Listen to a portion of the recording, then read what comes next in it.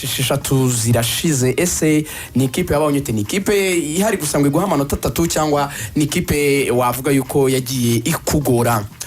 Igisubizo cya coach cyagiraga kiti ikipe ya Rayon Sport kimwe n'izindi kipe zose ni ikipe nubaha, kimwe nuko nubaha izindi kipe zose zo mu Rwanda. Mu byukuri navuga yuko ari ikipe muri ino myaka maze mu Rwanda yakomeje kuba ikipe ikomeye, yifuzaga n'ubundi resulta nziza kuri twebwe cyangwa se umusaruro mwiza, kimwe natwe nuko twabaga twifuza umusaruro mwiza kuri yo. Mu myaka yabanje ndibuka match ya mbere nakinnye n'ikipe ya Rayon Sport tukayitsinda, nari mfite groupe n'ubundi ari nayo nagarukanye mu mwaka wakurikiyeho, nabwo tubasha kwitwara neza niyo groupe. Ariko groupe y'abakinnyi y'uyu mwaka navuga yuko ari groupe nshimira cyane kurushaho. Abakinnyi twari turi kumwe uyu mwaka n'abakinnyi bagiye bakora match tutazigera twibagirwa nk'umuryango w'ikipe ya APR FC. Bakinnye match zari zigoye cyane, match enye n'ikipe ya Rayon Sport. Utekereze match ebyiri z'igikombe cy'amahoro, match banza niyo kwishyura, match ebyiri zagombaga kudufasha kugera kuri finale, babasha kuzitwaramo neza mu gikombe cy'amahoro. Hari match ebyiri za championnat zari zifite ijambo rinini ku gikombe, ni match abasore bashoboye kwitwaramo neza cyane. Nkaba mbashimira cyane bivuye ku mutima, ntabwo nzigera nibagirwa ibyo twakoranye n'iyi groupe y'aba basore uyu mwaka. Reka ngaruke nanone ku yandi ma ekipe atari Rayon Sport gusa. Iyi championnat yari igoye mu byukuri. Hari amakipe nashimira nk'ikipe yamanutse ya Etoile de l'Est ariko yakoze neza cyane, yatanze akazi gakomeye cyane. Hari ikipe nka Rutsiro, ni ikipe yari ifite imbaraga muri uyu mwaka. Hari ikipe nka Gasogi, ni ikipe yari ikomeye cyane muri uyu mwaka. Hari ikipe zaduhaye akazi mu makipe makuru, amakipe nka Police, amakipe nka AS Kigali, amakipe nka Rayon Sport nakomeje kugarukaho. Icyo twishimira nuko twashoboye nyine kwitwara neza, twabasha kugira umusaruro mwiza tugeraho. Ariko akomeza kwitsa cyane kuri groupe y'uyu mwaka ko ayishimira by'umwihariko kuko barashoboye kwitwara neza cyane. Ruvuyanga urebye nibyo yagarukagaho muri rusange, ariko cyane yubaha Rayon Sport nubwo itari yamutsinda. Iyo ni Rayon Sport yavugaga, ariko hari na Kiyovu Sport. Kiyovu Sport coach, you are a champion. APRF is a champion this year. But tell us about Kiyovu Sport. Kiyovu Sport, there is a 1 point difference between you. Comme je dois féliciter le Rayon Sport pour la première saison 2019-2020, des efforts qu'ils ont fait. Nous avons gagné le championnat. La deuxième année, c'était égalité de points avec AS Kigali. Devons les féliciter aussi. Cette année, vraiment, de tout mon cœur, je tiens à féliciter le courage, l'effort, du staff technique de Kievo, de l'administration de Kievo, du président de Kievo, qui ont vraiment montré une grande volonté, un grand vouloir afin de gagner cet championnat de Rwanda, qui nous ont vraiment donné du travail à PER et à tous les clubs pour gagner ce championnat. C'était vraiment un point.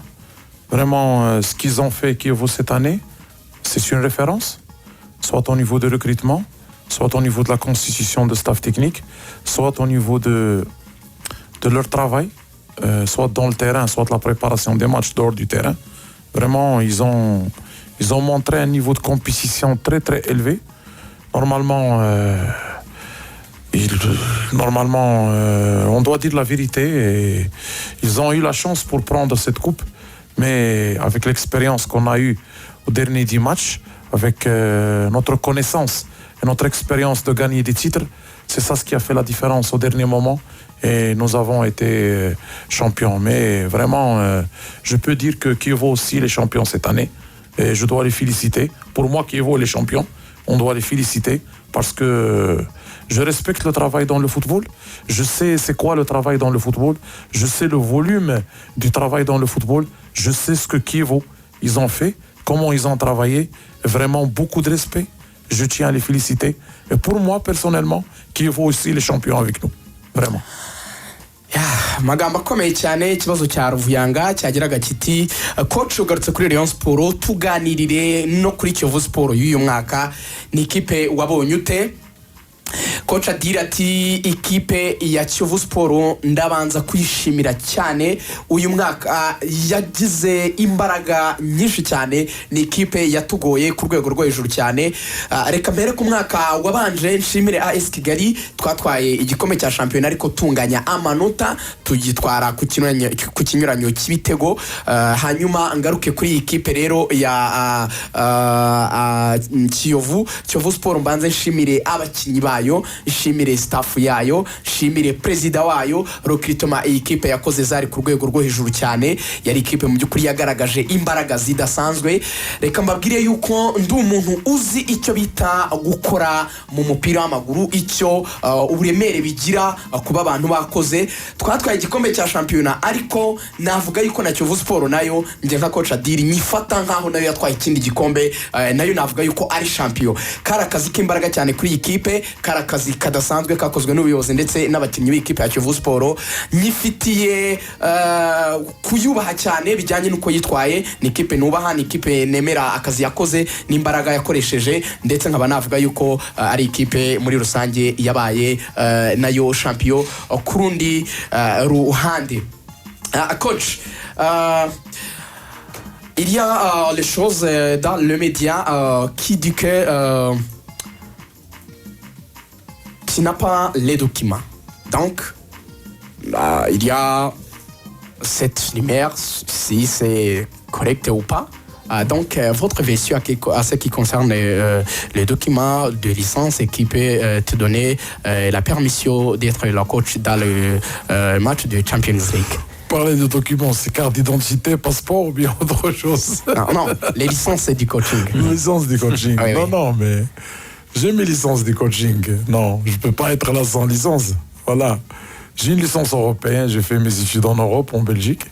J'ai mon UFA, c'est le diplôme le plus UP, ça veut dire supérieur en Europe. Maintenant, j'avais pas le temps pour passer ma licence pro, mais avec la A ou la pro, c'est la même chose. Parce que si tu n'as pas la A, tu ne peux pas avoir la pro. La pro, c'est seulement les années de vécu de travail, c'est tout. Il n'y a même pas d'examen. C'est le A là où il y a l'examen. Et le A, c'est un diplôme qui est très difficile à avoir, surtout.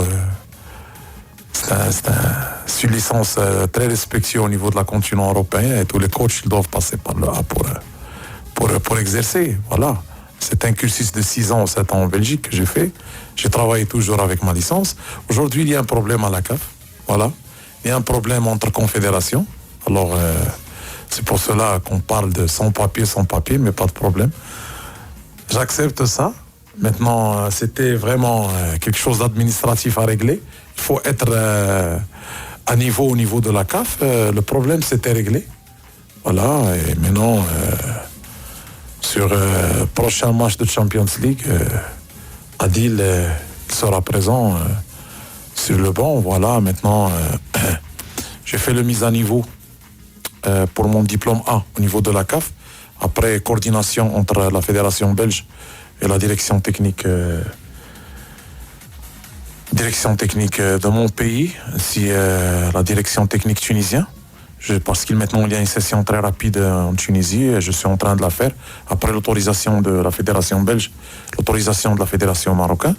Maintenant je suis dans le système CMS en CAF et il n'y a pas de problème. C'est pas question de papier mais c'est question de régler le problème entre confédération européenne et africaine. Maintenant le problème c'est réglé, tout va bien.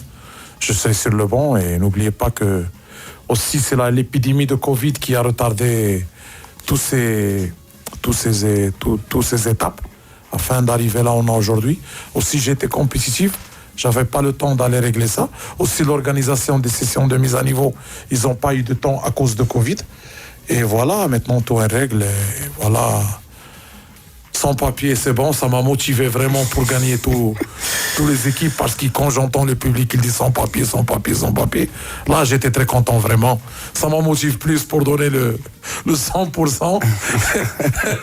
Vraiment, c'est pas le papier qui marque les buts. Oui. C'est pas le papier qui donne l'entraînement. Il y a beaucoup de monde qui ont beaucoup de papier, mais la compétence, c'est dans le terrain. Voilà, la compétence, elle est dans le terrain. Et voilà... C'est les matchs qu'on a fait, c'est les joueurs qu'on a formés, c'est les choses qu'on a développées ensemble, c'est les titres qu'on a gagnés. Je pense que ça coûte plus que même si je ne sais pas l'UEFA Pro ou bien le CAF Pro ou bien je ne sais pas quel diplôme, ça reste la palmarès que j'ai fait, le travail qu'on a fait ensemble, les performances qu'on a réalisées. Pour moi, c'est ça le vrai papier. yego nagarukaga rero ku kibazo namubazaga kibivugwa mu itangazamakuru ko byaranagaragaye ariko ku mikino ya Champions League ko atatozaga ndamaza nti ibivugwa yuko nta byangombwa bikwemerera gutoza ufite nibyo cyangwa sibyo. Coach ati mu by'ukuri sinzi uvuze ibyangombwa icyo uvuze urambwira ibyangombwa birimo passport cyangwa ibindi ntiyoya ndavuga ibyangombwa bikwemerera gutoza. Adiri yarabanza araseka ati ndabyumva ibyangombwa bijyanye no gutoza. Reka mbone no kwabwira yuko kano kanya rwose arimo aranyereka iyi licence donc iriho na nimero ya passport ya Adiri byakozwe 2022 birahari byose. Reka mbanze sobanura ikibazo turaza kubigarukaho nyuma kuko n'ubundi yari yabimpaye wenda turaza kubyitsaho. Reka tugaruke rero ku cyo yasubizaga Ruvuyanga. Yavuze ati ibyangombwa nge nize mu Bubiligi mfite licence A y'Iburayi, icyo ndafite nicyo bita UEFA Pro, mfite UEFA A. Ati ariko kugira ngo ugire UEFA Pro nuko n'umuntu ufite UEFA A. Aravuga ati UEFA Pro uyigira bijyanye n'imyaka n'undi umaze ukora akazi. Ati rero nubwo abantu bakomeje kugenda bavuga ngo nta byangombwa ngira ndi sans papier ntabwo ndi umuntu nyine ufite ibinyemerera gutoza. Atari ibyo ngibyo mu by'ukuri byampaye imbaraga ahubwo nyinshi cyane zo kurushaho gukora kandi ngakora neza. Byampaye gukora kurushaho kugira ngo nerekane koko ibyo bivugwa atari byo. Ibyangombwa nta nubwo ari nabyo bitsinda ibitego, ntabwo ari byo bikoresha imyitozo, ntabwo ari byo bitsinda ibitego. Ibyo bikorwa n'abakinnyi twaforumye, twahaye imyitozo, twakoze, twagize beza kurushaho. Ntabwo rero ibyo ngibyo bikorwa n'impapuro gusa. Tuzi benshi bafite impapuro zo ku rwego rwo hejuru cyane ariko bagera mu gutoza bikanga. Ibyo rero ntabwo ari cyo gikora ikinyuranyo. Turetse ko nazo ubu ngubu ndazifite zinyemerera kuba natoza imikino ya Champions League. Ati ubu ndabifite binyemerera kuba natoza imikino ya Champions League. Ati mushobora kureba muri systeme ya CAF ubu ndabyemerewe. Ati habayeho ubufatanye bwa federation nizemo yo mu Bubiligi ndetse n'igihugu mvukamo cya Maroc. Habaye ko hari amahugurwa yakozwe byihuse cyane mu gihugu cya Tunisia. Nagiyeyo ndayakora mbasha kubona ibyangombwa ubu ndabifite. Ikindi navuga yuko kutabibona icyabitindije ni icyorezo cya COVID-19 cyaje gituma ibintu bidindira bitihuta. Ariko kuri uyu mwanya wa none ndabifite ibyangombwa biruzuye. Yes, akaroga bimeze ngo turimo gana ku musozo w'iki kiganiro turimo gana Adiri tumubaza ibibazo nka bibiri bya nyuma. Ariko Mr. Coach, we have had speculations about your transfer to Simba in Tanzania. First of all, tell us about your contract in APL and tell us about that speculations about you.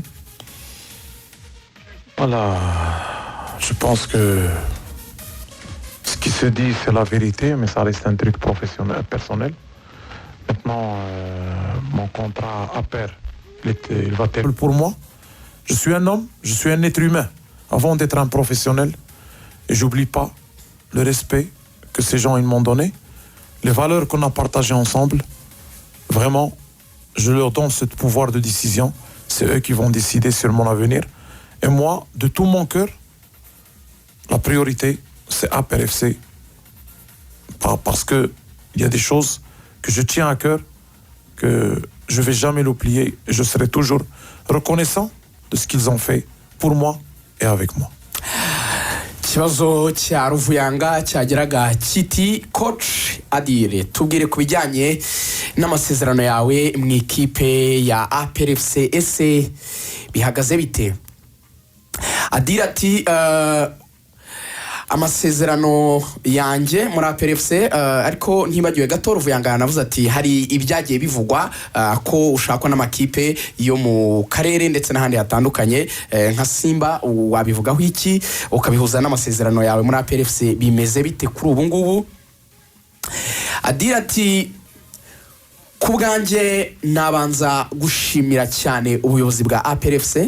Abayobozi banjye baramproteje cyangwa se bangiriye icyizere, barandinda sinatakaza akazi kanjye mu gihe ntari nemerewe gutoza imikino nyafurika. Amakipe menshi ku mugabane wa Afurika yagiye arekura abatoza bayo bagasezererwa kubera icyo kibazo, ariko njyewe ubuyobozi bwambaye hafi ntibwigeze buntakaza, bangiriye icyizere, ndabashimira cyane. Sinzigera na rimwe nibagirwa ibyo ubuyobozi bwa APR bwankoreye, ni ibintu nishimira cyane kandi bindi ku mutima. Ama ekipe anshaka arahari, nta nubwo ari iyo kipe gusa ya Simba uvuze, ariko ntegereje ijambo rizava mu bayobozi batatu ba APRFC, aribo Afande James, Afande Kazura ndetse na Afande Mubaraka, chairman w'ikipe yacu. Abo nibo bazagena ahazaza hanjye mu ikipe ya APRFC. Ndi umuntu mbere yo kuba n'umunyamwuga, nibanyemerera gukomereza mu ikipe ya APRFC, kuri nge APR niyo priorite cyangwa se niyo mfata nk'iya mbere. Ntabwo nava muri ikipe mu gihe babansabye yuko dukomezanya gukorana, ariko bibaye ko nabwo ndakomezanya na APRFC, nzahora nzirikana icyo aba bagabo bankoreye ndetse n'ikipe APRFC muri rusange yankoreye. Ibyo ntabwo nzigera na rimwe mbyibagirwa. Akaba rero yakomeje nanone ashima, asoza avuga yuko ubwo agitegereje nyine kureba uko bizagenda, icyo abayobozi bazamubwira aricyo azagenderaho. Hanyuma reka dukomeze tunagana ku musozo mu minota 2 nk'itandatu dusigaranye, tumazemo ibibazo 2 ubundi dusoze. Coach, dans les divers, la maison de Ferwafa, est-ce que votre position à ce qui concerne le dirigeant du football rwandais, quelles les choses que tu peux apprécier et quelles les choses que tu peux donner comme les choses que tu peux recommander le dirigeant de corriger, donc les choses que tu vas dire que ce n'est pas bon pour le football rwandais sur le plan du développement du football rwandais. Dans notre ligue, le championnat, la paix, le développement des joueurs, l'équipe nationale. Donc, en gros, le développement du football rwandais, qu'est-ce que votre recommandation pour les dirigeants du football rwandais? La Ferwafa et la ministère. Moi, je respecte tous les dirigeants du football rwandais, je respecte vraiment la fédération. Mais si je suis un peu furieux, surtout après le match, ou bien quand il y a un problème qui touche vraiment la performance de mon club, moi, je parle par jalousie sur le développement du football rwandais et sur le bien des joueurs rwandais. Voilà, vraiment, la première des choses, qu'on doit être patient du football, on doit aimer le football, on doit connaître le football, ça c'est la première des choses. Connaître surtout les besoins du football. Et aussi, tout le monde doit travailler afin de protéger la performance du football. C'est ça le plus important. Maintenant, il y a beaucoup de choses à développer parce qu'on le voit dans le terrain. Nous, si on intervient par rapport à ce qu'on vit dans le terrain, par rapport à ce qu'on est en train de vécu, par rapport à ce qu'on a vécu avant en Europe, soit au Moyen-Orient, soit au nord de l'Afrique. Et on voit que Rwanda, il a beaucoup de qualités pour avancer. Deuxième année, j'ai laissé passer. Moi, j'ai du respect pour le corps arbitral. Le corps arbitral, il joue un rôle très important. C'est pas un entraîneur, il travaille toute une semaine. Un club, il définit un budget toute une saison. Et il vient un arbitre, et il te tue tout ton travail. Je pense qu'on doit évaluer, on doit mettre une commission qui doit évaluer le travail d'arbitrage, qui doit évaluer les erreurs d'arbitrage, et aussi, on doit s'asseoir avec les arbitres et voir leurs besoins, leur donner de la qualité, leur donner de la valeur, leur donner de l'intention.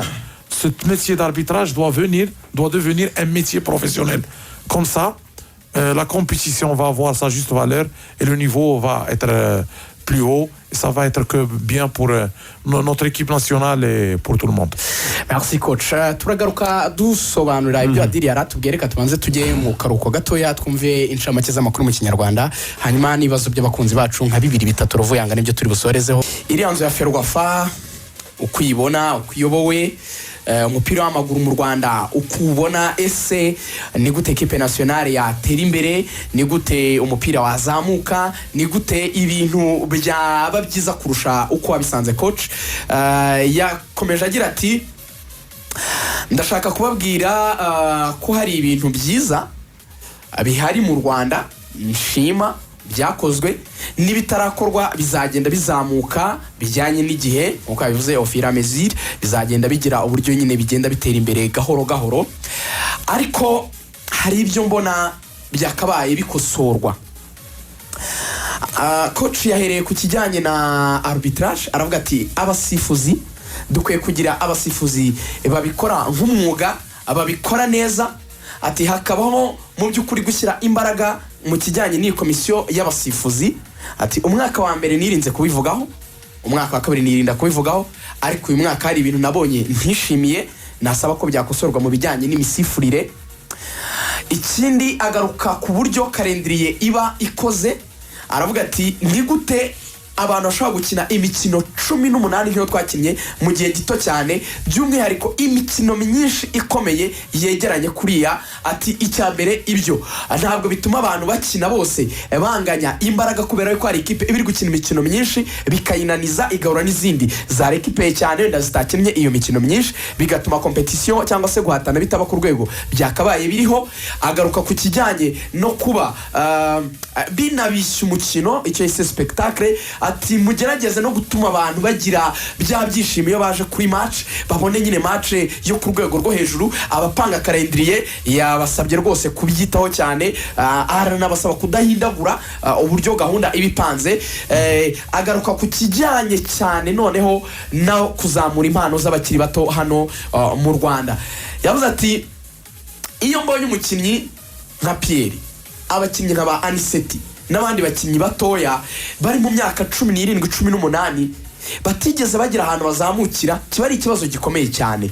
Ese ni gute bavuga yuko uri kuzamura umupira, uri kuteza imbere mu gihe udafite uburyo abana bigishwa umupira? Ati iki ni ikintu niba hari icyo abayobozi bagikora bagomba gushyiramo imbaraga, hakabaho uburyo abana babasha kwiga bakigishwa umupira bakiri batoya, impano zabo zikabasha kuzamuka neza cyane. Ubwo rero niko yarabishoje avuga ati ibyo rero nibikorwa ibintu bizagenda neza cyane. Bizagenda neza. Twakwakira ibindi bibazo bibiri gusa, nabonye abantu batwandikiye ubundi tugasozanya na coach. Sinzi niba twaza kubivamo kuko ubutumwa ni bwinshi, ariko twari tumaze ibibazo bibiri gusa. Mr. Coach, there was many incidents between you and media, sports journalists here in Rwanda. What went wrong for you? And for the journalist, your position? Moi, je respecte tous les journalistes. Partout où j'ai passé au monde, j'avais du respect. J'avais du respect à ce métier de journalisme. Mais c'est vraiment, il y a quelques incidents avec quelques médias. C'est très simple. Parfois, ils ne sont pas objectifs. Ils ne disent pas la vérité. Ils ne disent pas la réalité des choses. Parfois, ils ne donnent pas de la valeur de travail fourni, soit par les dirigeants, soit par le staff, soit par tous les clubs qui sont ici au Rwanda. Je vois qu'il y a un autre enjeu. Il y a un autre enjeu plus que l'enjeu de développement sportif ou bien l'enjeu de dire la vérité comme il est. Parfois, quand j'écoute, il y a des médias qui changent les paroles du coach pour créer de la zizanie au sein du vestiaire ou bien pour arriver à leur intérêt. C'est pour cela, c'est ça ce qui a créé l'incident entre Adil et quelques médias. Moi, je respecte tous les médias, mais il y a des gens qui sont là, chaque matin, chaque après-midi, ils cherchent la tête de coach Adil, il doit sortir de APR, ils cherchent à déstabiliser le APR, et ils cherchent surtout à déstabiliser le joueur rwandais. On en parlait maintenant. Le joueur rwandais, il n'a pas une grande formation. C'est un talent brut. Tout ce qu'ils font pour le moment, c'est exceptionnel. Moi, je parle des joueurs que j'ai eus. Je parle que de jeunes joueurs que je vois dans les autres clubs. Mais au lieu que le média doit être constructif et accompagner ces joueurs-là, comme partout au monde, comme dans les pays développés en Angleterre, par exemple l'Angleterre, l'Espagne, il accompagne les jeunes joueurs talentueux. Ils sont constructifs avec eux. Mais ici, je vois que les insultes, que la déstabilisation, que la sous-estimation. Non, c'est pas comme ça. C'est pas comme ça. Il faut respecter la valeur des gens. Il faut respecter les efforts fournis par tous les clubs, par tous les présidents du club. Il faut voir clair. Il faut être réaliste. Il faut être objectif. Il faut soutenir le joueur rwandais et le produit footballistique rwandais et vraiment être derrière eux et faire une bonne analyse. C'est ça ce que je demande. C'est ça ce qui a créé l'incident entre moi et les médias. C'est l'incident au niveau professionnel. Mais au niveau humain, je respecte tout le monde. J'ai rien contre personne. Moi, je reste sur le champ professionnel, le champ humain. J'ai du respect pour tout le monde. Et je suis humble, modeste. Et je considère chacun à sa juste valeur. Et maintenant, je dis ici de votre plateau, moi, je suis professionnel. Je défends tout ce qui est professionnel. Une autre chose, j'ai rien contre personne. J'ai pas besoin que quelqu'un m'aime. Je suis pas obligé d'aimer quelqu'un. Mais je suis obligé de respecter les gens. Et les gens doivent respecter ce qu'on fait, le travail qu'on fait, et respecter chacun à sa juste valeur et au travail qu'il donne et qu'il fournit pour la société rwandaise. Merci coach. Ikibazo cya Ruvuyanga cyagarukaga ku byagiye bibaho byo kugongana n'itangazamakuru ati nikibona kitagenze neza hagati yawe n'itangazamakuru by'umwihariko rya siporo mu Rwanda. Coach ati icyambere nababwira nubaha itangazamakuru, nubaha uyu mwuga w'itangazamakuru kuko ni inkingi ya mwamba mu bijyanye n'iterambere ry'umupira. Ni byagiye biba ni hagati yanjye n'abantu bakeya si bose bagiye bakora ibintu navuga yuko bidahwitse mu mwuga wabo. Ati buri gitondo umuntu akabyuka yumva yuko aje kuvuga coach Adil akajya mu tuntu duto aho kujya mu bintu binini byateza imbere umupira w'amaguru. Nk'ubu turavuga yuko dufite abakinnyi batagiriwe amahirwe yo kubona aho babasha kwiga umupira kugira ngo bazamuke. Navuga ko ari impano za kimeza cyangwa se za bivukaniye ni n'ibitangaza by'abakinnyi bakora hano mu Rwanda kuko ntibaba barize umupira. Ibyo nkubwira nibyo mbona mu yandi ma equipe n'abakinnyi nanjye ubwanjye mfite ntoza. Rero aho kugira ngo abantu baganire ibyo barebe uburyo bakora analyse zubaka cyangwa se ubusesenguzi bugamije kureba uburyo hari ibyakubakwa byiza ku mupira, ugasanga barajya mu tuntu duto. Ibyo rero ntabwo rwose ari byo abantu bakwiye kuba abanyamwuga. Nje nta muntu ufitanye nawe ikibazo icyo ari cyo cyose. Nta muntu nanategetswe gukunda, ntegetswe kubaha abantu, ariko abo ngirana nabo ibibazo ni mu mwuga.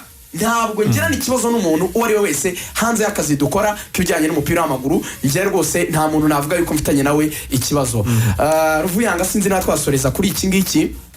Coach, nous avons un championnat dominé par les joueurs nationaux. Quel est votre avis sur l'impact des joueurs étrangers qui évoluent dans notre championnat?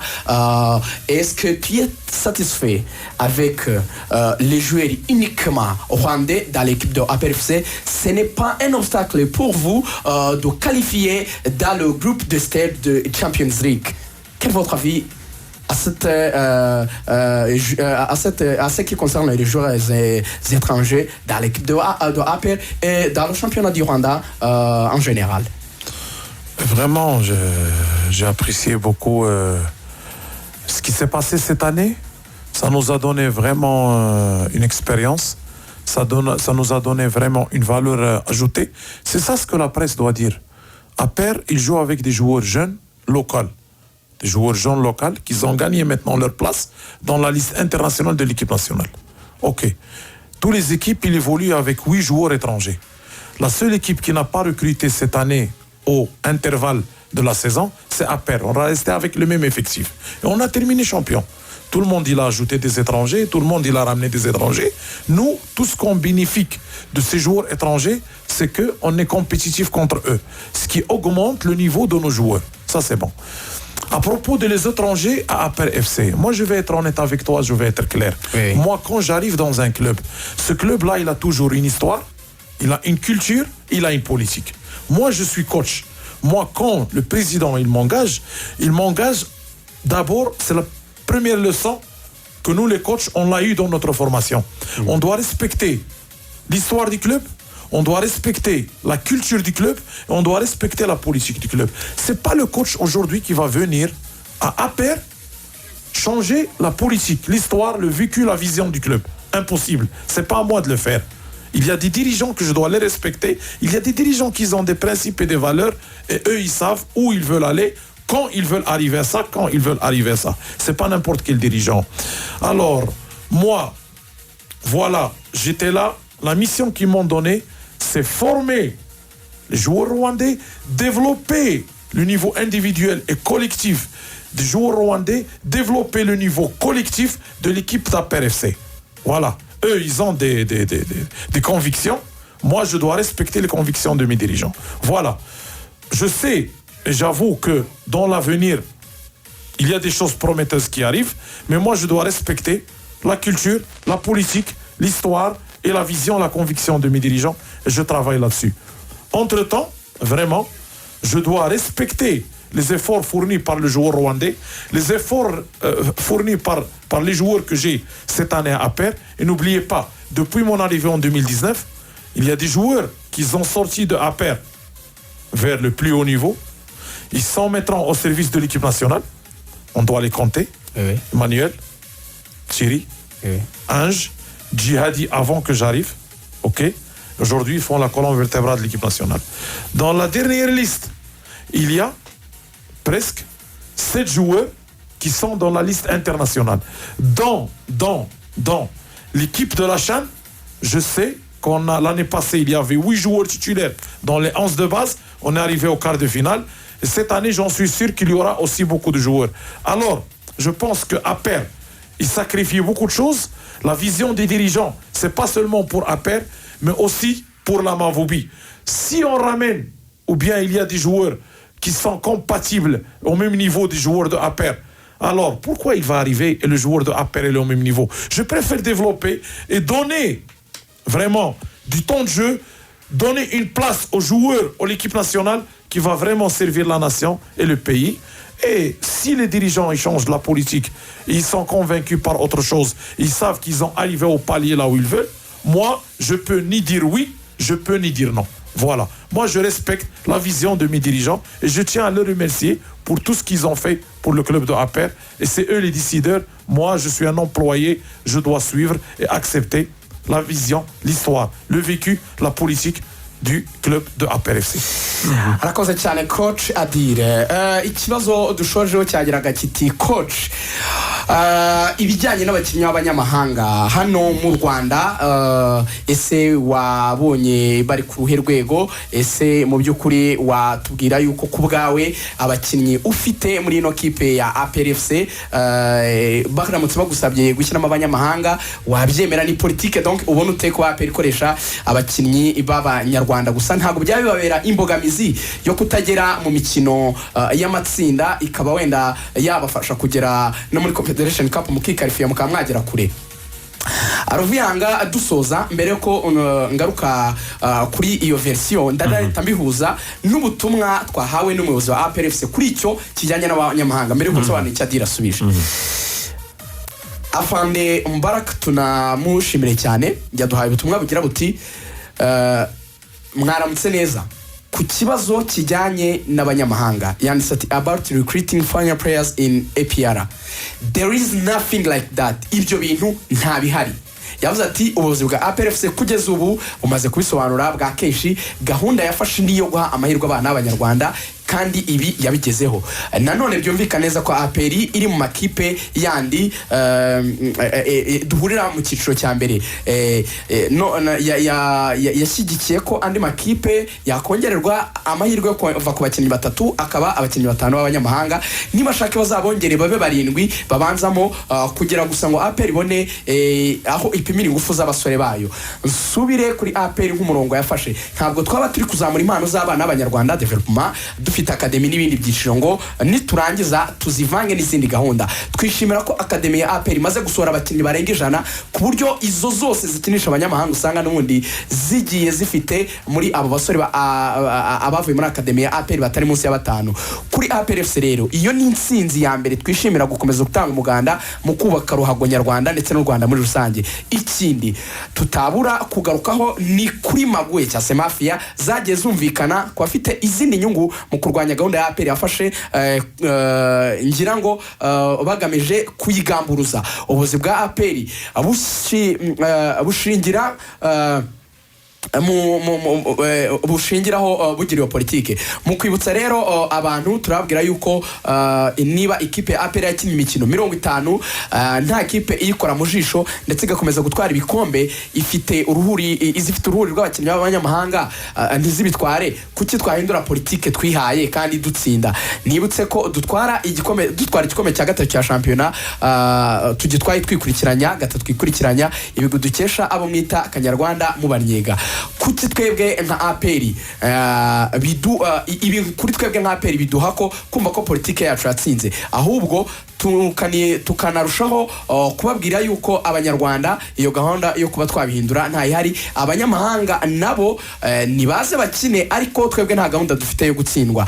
Bamwe mugaruka mu gushaka gukomeza iyo gahunda yuko tutakomeza kuyishyigikira y'abanyarwanda, muti indege ntizima mu ruhando rw'amahanga n'ibindi. Igisubizo nuko n'indi gahunda nayo dufata, iyo ni gahunda dufata ukwayo, iyo y'abanyamahanga. Abavuga ibyo ntimukwiye kwiyibagiza ko nibura dufatanyije n'andi makipe buri mwaka w'imikino duha abatoza ab'Amavubi kubona abakinnyi beza cyane bafasha igihugu cyacu. Nimwibaze gato, na APR igiye mu njyana y'andi makipe yose akoresha abanyamahanga, ese ikipe y'igihugu Amavubi yakora abanyarwanda hehe? Uwo rero n'umurongo APR yafashe kandi intsinzi niteka. Murakoze, tumushimire cyane.